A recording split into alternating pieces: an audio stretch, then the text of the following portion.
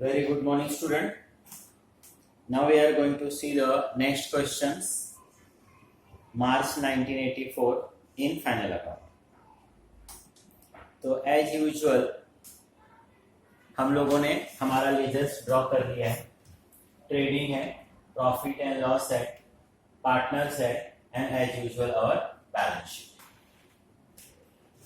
मैंने बार बार आपको रिपीट किया कि ट्रेडिंग को ही हम फैक्ट्री अकाउंट्स बोलते हैं. We write the direct expenses. Profit and loss को हम ऑफिस का अकाउंट बोलते हैं. We write the indirect income और एक्सपेंसेस. ये पार्टनर्स कैपिटल है और ये आपका बैलेंस शीट. हमेशा की तरह स्टूडेंट पहले आप क्वेश्चंस को रीड करके जो एडजस्टमेंट है उसको मार्किंग कर लोगे. क्वेश्चंस है given below the trial balance Pratiksha Prerna profit sharing ratio equal दिया है. अगर मैं एडजस्टमेंट रीड करूं तो first adjustment is for the closing stock जिसमें कॉस्ट और मार्केट प्राइस दिया है. We will consider whichever is less. It is discover that 31st December 1984 that the credit sales. देखो आपके बुक्स में जो सेल्स होगा उसको मार्किंग कर लो, डेटर्स को मार्किंग कर लो. Next adjustment is for depreciation machinery के ऊपर. मशीन को आप मार्किंग कर लो. अगर ऊपर से रीडिंग करते हुए आओगे तो fourth item is the machinery. Then reserve 5% on debtors. Debtors को आप मार्किंग कर लो. अगर आपके पास बैड डेब्ट्स होगा तो you mark the bad debts also.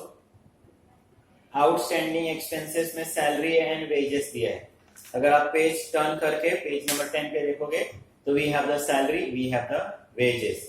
और यहाँ पर एक इंपॉर्टेंट एडजस्टमेंट करना, Pratiksha is to get 1% commission on gross profit.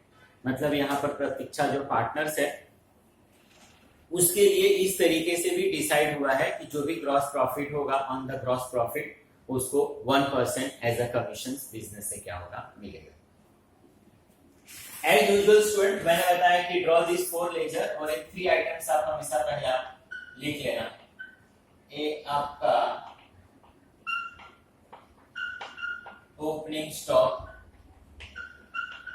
You write the purchase and dear student purchase always in inner column and same ये आपका sales and sales is also inner column.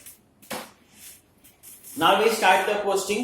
Posting करते समय मैंने बताया कि debit side के अंदर जो भी आइटम्स हैं all those items expenses losses assets. तो वो कहां जा सकता है. ट्रेडिंग प्रॉफिट एंड लॉस का डेबिट. हम डेबिट का पोस्टिंग कर रहे हैं. डेबिट का आइटम्स डेबिट हो जाएगा. एंड एसेट्स मैंने बार बार आपको बताया कि बैलेंस शीट में जो एसेट साइड देखते हो एसेट्स का मतलब ही आपके लिए क्या होता है डेबिट बैलेंस होता है. डायरेक्ट एक्सपेंस होगा, फैक्ट्री का एक्सपेंस होगा तो we write in the trading. Indirect होगा, ऑफिस का एक्सपेंस होगा, we write in the profit and loss. तो देखो first one is opening stock. Credit side का पोस्टिंग जाने दो. पहला first we complete the debit. Opening stock student this opening stock is 40,000. मैंने 40 लिखा. Then bill receivable. अब मैंने बार बार बताया ना कि आप हिंदी उसका ट्रांसलेट ओन लैंग्वेज में ट्रांसलेट करो, गलती कभी नहीं होगा. Bill receivable. अब बिल रिसीवेबल का मतलब होता है बिल का पैसा लेना है. तो बिल का पैसा लेना इज नॉट अ एक्सपेंस. हमको कहीं से बिल का पैसा मिलने वाला है. हमारे लिए एक तरह से क्या है वो एसेट्स है. कहीं से पैसा हमको आने वाला है. तो bill receivable we write the assets. And this bill receivable is 10,000. Then machinery. Machinery is also assets.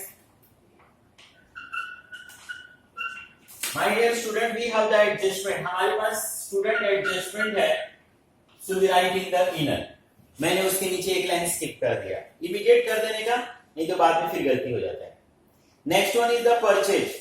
सिर्फ परचेज का बार बार मतलब बताया ना. परचेज का मतलब परचेज ऑफ मटेरियल. मटेरियल्स कहां पे यूज होता है factory. Direct expense. Material purchase करना बंद कर दोगे स्टूडेंट, फैक्ट्री का चलना भी बंद हो जाएगा. Direct expense. सेल्स क्रेडिट में ही जाने दो. पहला डेबिट कंप्लीट करते हैं. Then we have the furniture. Furniture is also assets. Furniture is also assets. और फर्नीचर के साथ में एडजस्टमेंट नहीं है, so directly outer. Return outward credit side में है, that we see the letter. Next one है प्रेरणा का ड्राइंग। अब प्रेरणा स्टूडेंट पार्टनर्स है, ये पार्टनर। डेबिट साइड का पोस्टिंग कर रहे हो ना, आप ही डेबिट साइड में चले जाओ। ड्राइंग प्रतीक्षा के लिए नहीं, प्रेरणा के लिए। And this amount is 4000।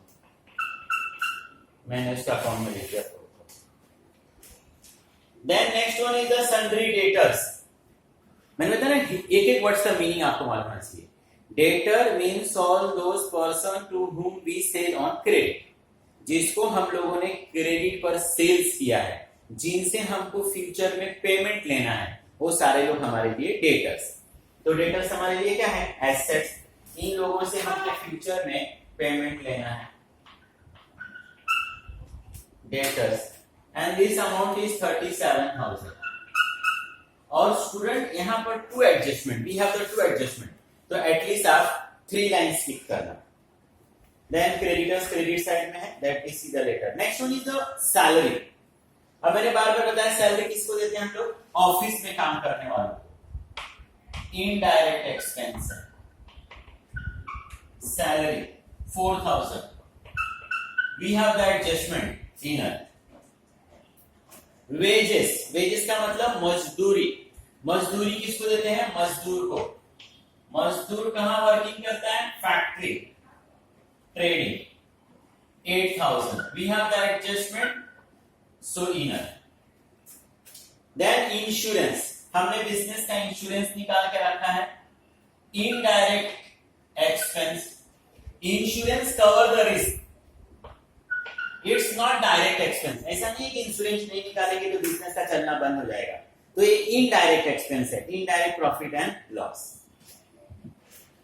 General expenses same, कोई आपका एक्सपेंस है which is indirect, no adjustment, so directly outer. Advertisement is also indirect expense.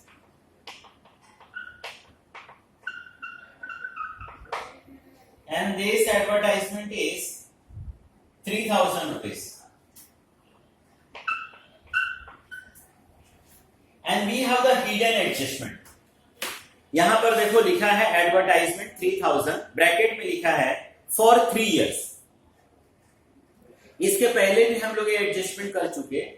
इसको हिडन एडजस्टमेंट इसलिए बोलते हैं क्योंकि ये एडिशनल इंफॉर्मेशन के अंदर ट्रायल बैलेंस के बाद एज अ एडिशनल इंफॉर्मेशन नहीं देकर यहीं पर उसने इस इंफॉर्मेशन को क्या किया है?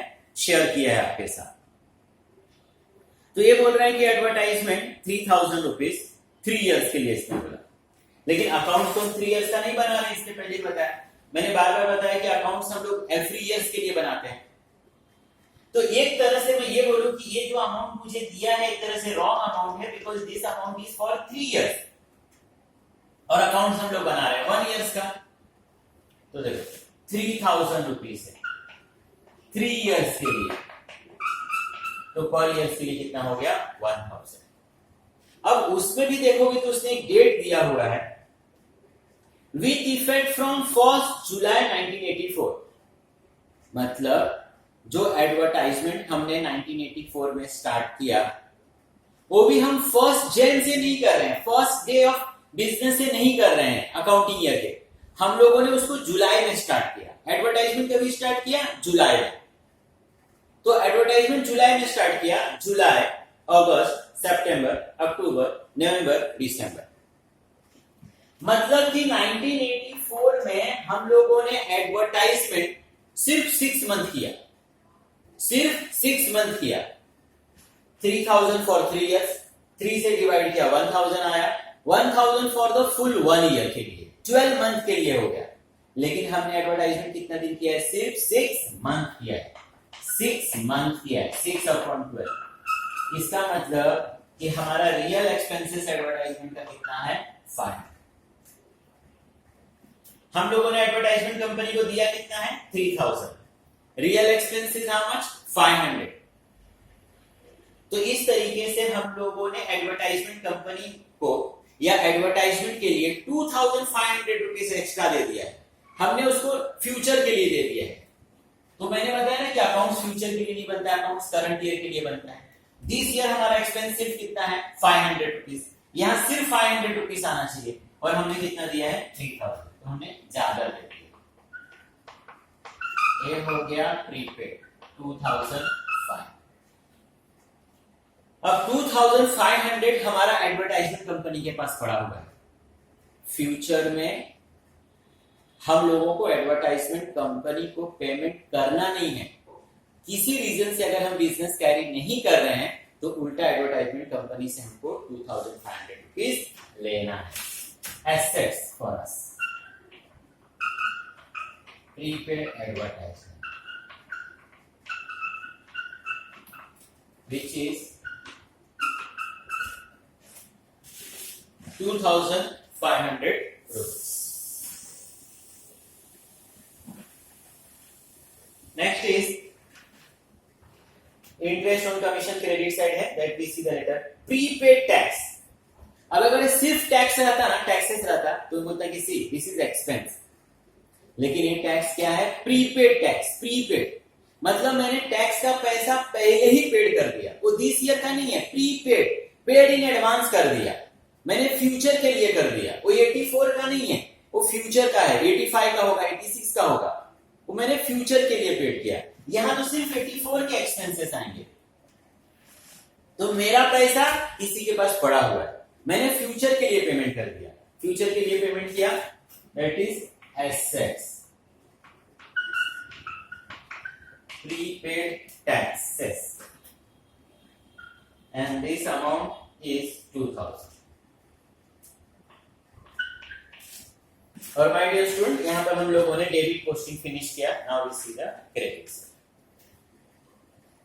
क्रेडिट में देखोगे तो वी हैव द कैपिटल, ये देखो ये पार्टनर्स का अकाउंट। क्रेडिट साइड का पोस्टिंग कर रहे हैं हम लोग भी, क्रेडिट साइड में जाएंगे, by balance brought down 50,000 50,000। Then we have the sales 1,18,000 का, 1,18,000 is the sales, direct income. Then return outward, credit side का रिटर्न का मतलब होता है purchase return, return outward 1,079। Creditors, जिस तरीके से डेटर्स का मतलब जिसको हमने सेल्स किया है और हमको पेमेंट लेना है, उसी तरीके से क्रेडिटर्स का मतलब जिससे हमने परचेज किया है और हमको फ्यूचर में पेमेंट देना है, लायबिलिटी। ऊपर कुछ लाइन छोड़ के फिर आप लिखना creditor, and this creditor is my dear student 54। Credit side में देखोगे तो आपको मिलेगा इंटरेस्ट एंड कमीशन। अब क्रेडिट साइड में interest, commission, rent, discount, expense भी हो सकता है, इनकम भी हो सकता है। ट्रायल बैलेंस के डेबिट में दिया है, इट मींस एक्सपेंस, इसका मतलब कि हम पेड कर रहे हैं या हमने पेमेंट किया है। और अगर वही क्रेडिट साइड में दिया है तो क्रेडिट साइड में क्या आता है, इनकम और गेन। तो क्रेडिट साइड में है, इसका मतलब कि हमको इंटरेस्ट मिला, हमको कमीशन मिला, तो that is income for us. तो अगर वो इनकम है तो we write on the credit side, income है तो we write on the credit side.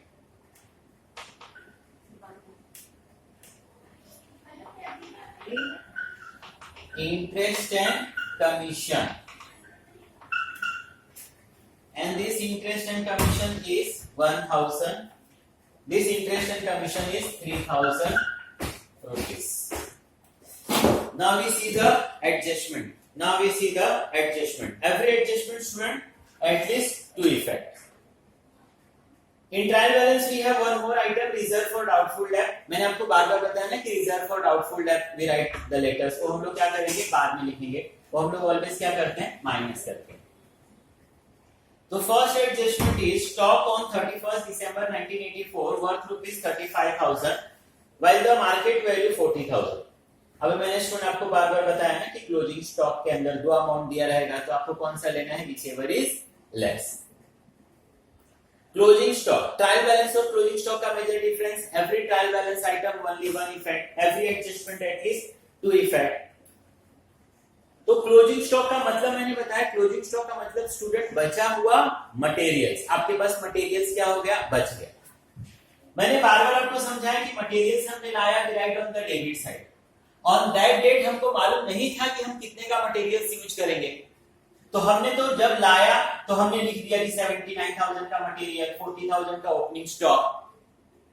But last date को हमने देखा कि वी हैव स्टिल 35,000 रुपीस का मटेरियल्स है, मतलब उतना मटेरियल तो दिस ईयर क्या हुआ, कम यूज हुआ ना रे, तो इसमें से वो क्या होना चाहिए, माइनस। तो मैंने बार बार समझाया, आप माइनस करो या आप क्रेडिट साइड में लिखो, बोथ आर सेम। तो क्लोजिंग स्टॉक आप देखते हो कि ये एडजस्टमेंट एवरी क्वेश्चंस के अंदर आता है। This amount is 35,000. Where we write the second effect? Second effect we write asset side, closing stock, and this amount is also 35,000. I hope understood. Second adjustment देखो student, AB adjustments 3-4 times repeat हो चुका है। It is discovered that 31st December 84 that the credit sales affected of the value 5,000 has not been recorded। मैंने बताया कि आपसे गलती कब नहीं होगा, अगर आपको एवरी वर्ड्स का मीनिंग मालूम होगा ना स्टूडेंट, तब आपसे गलती कभी नहीं होगा। अब इसका सिंपल मतलब क्या है कि 31 दिसंबर को अकाउंटेंट ने ये फाइंड किया, अकाउंटेंट को ये समझ में आया कि 5,000 रुपीस का उसने सेल्स तो किया है, लेकिन लिखना क्या हो गया, भूल गया, ये उससे गलती हो गया। तो आज आप कैसे गलती सुधारोगे, क्या हुआ है आपसे, सेल्स हुआ, लिखना भूल गए। तो चलो सेल्स हुआ तो सेल्स में हम लोग क्या कर देते हैं, रिकॉर्ड कर देते हैं, अनरिकॉर्डेड सेल्स, अमाउंट इज 5। 1,18,000 का सेल्स जो आपने किया था वो तो रिकॉर्ड किया था, 5,000 रुपीस का सेल्स आप रिकॉर्ड करना क्या हो गए, भूल गए। आज मैंने अपनी गलती सुधारा, लिख दिया, now sales is 1,23,000। Every adjustment two effect, तो एक तो यहां पर मैंने रिकॉर्ड कर दिया। मैंने बार बार आपको समझाया ना कि when we sell on the credit basis, तो हमको फ्यूचर गुड्स आदमी से पैसा लेना है, जिसको हम क्रेडिट पर सेल्स करते हैं उसको क्या बोलते हैं, डेटर्स। तो फिर मैंने डेटर्स में इसको रिकॉर्ड कर दिया, unrecorded sales 42। Depreciate machinery by 10%। Already मैंने नंबर्स ऑफ टाइम बताया, already we study the full chapter, हमने डेप्रिशिएशन करके एक चैप्टर पढ़ा।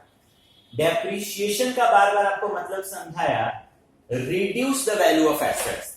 तो ये देखो मशीनरी 50,000, डेप्रिशिएशन विच इज 10%, 50,000 के ऊपर 10% स्टूडेंट 5, तो आउटर में कितना हो गया, 45%। देखो हमारे पास 50 का मशीन था, अब कितने का बचा, 45 का। वी लूज द 5,000 रुपीज, ये 5,000 रुपीज हमारे लिए क्या हो गया, loss. Where we write profit and loss.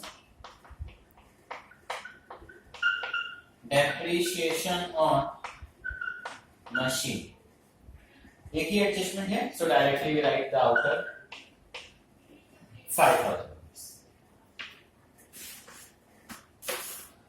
See the next fourth adjustment student. The reserve of 5% is to be credited for doubtful debt on debtors।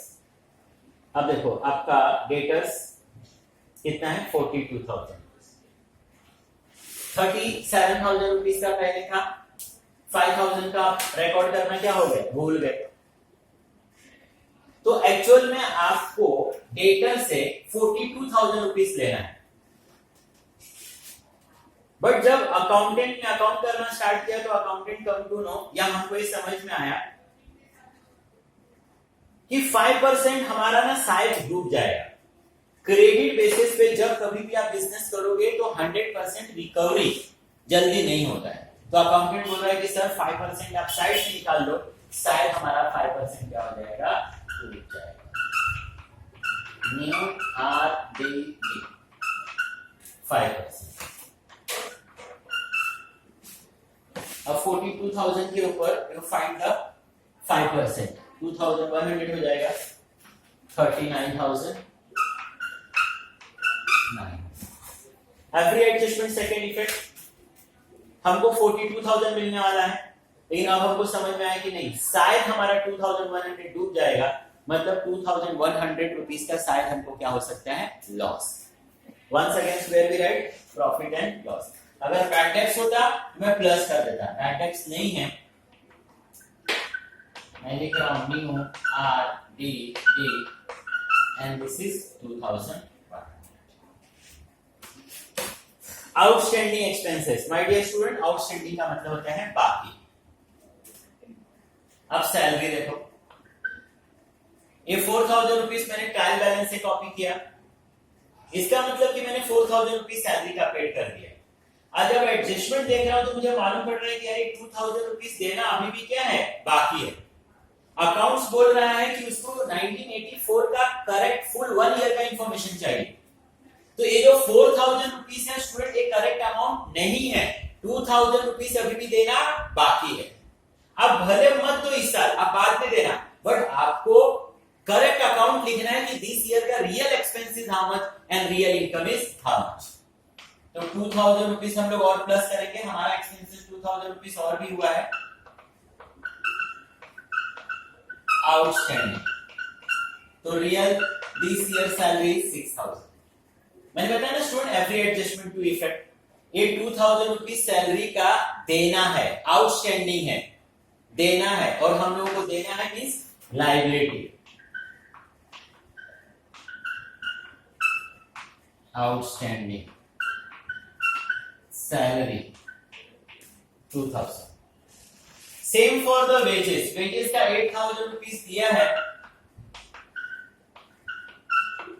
1,000 देना बाकी है, तो total wages is 9,000, we are liable to pay 1,000 rupees.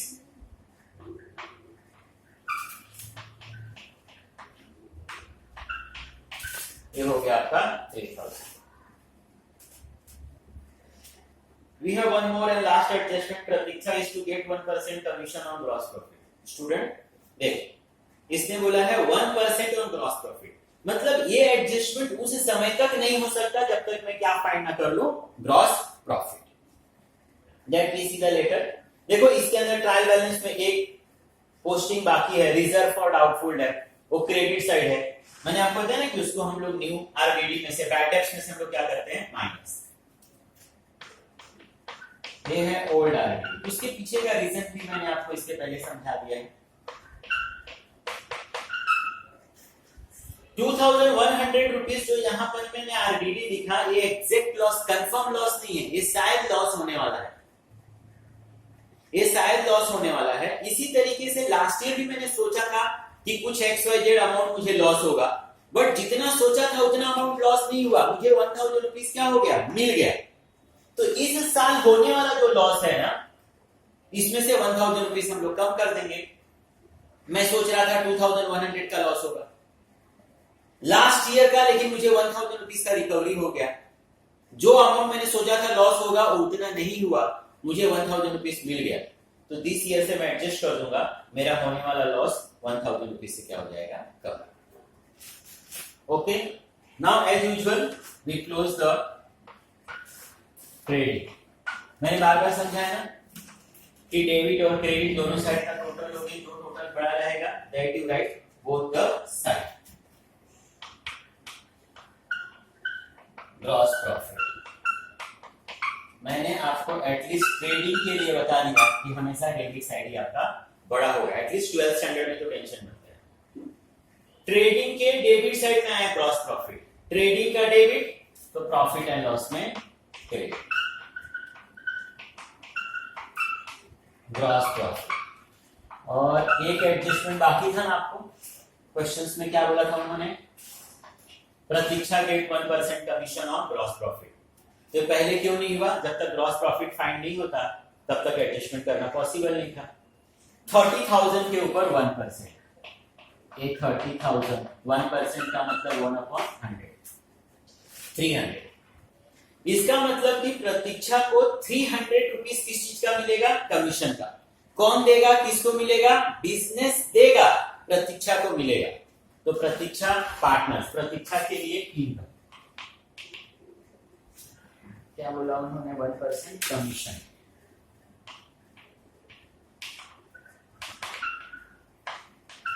प्रतीक्षा के लिए income credit, business को देना पड़ेगा, business के लिए एक्सपेंसेस।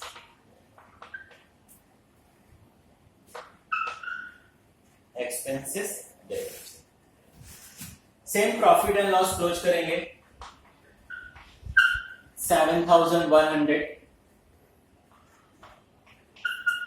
क्रेडिट साइड बड़ा है आपका। Profit divide among the partners,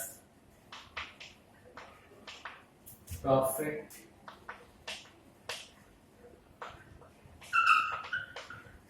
distributed, Pratiksha Prerna. Already questions में बोला है profit and loss equal.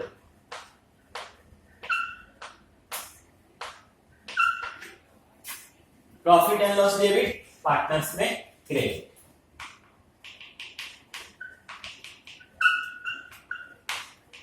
Net profit 3550,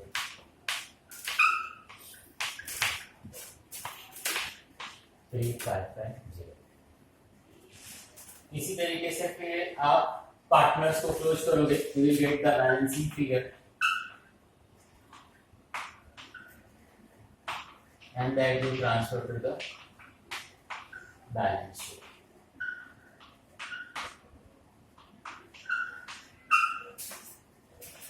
एक एक पार्टनर्स को आप क्लोज करोगे। फर्स्ट वन पार्टनर्स के अंदर 53,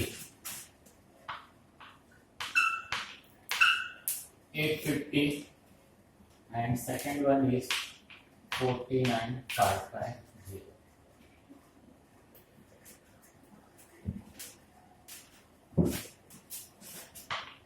53,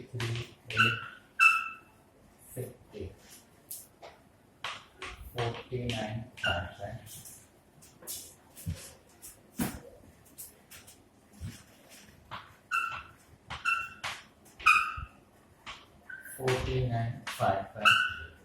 मैंने बार बार आपको समझाया कि बैलेंस शीट आपका करना चाहिए। ओके स्टूडेंट, तो इस क्वेश्चंस को आप अगेन और अगेन करना, और कोई भी अगर आपको प्रॉब्लम्स रहेगा तो प्लीज आप पूछना। चलो, थैंक यू।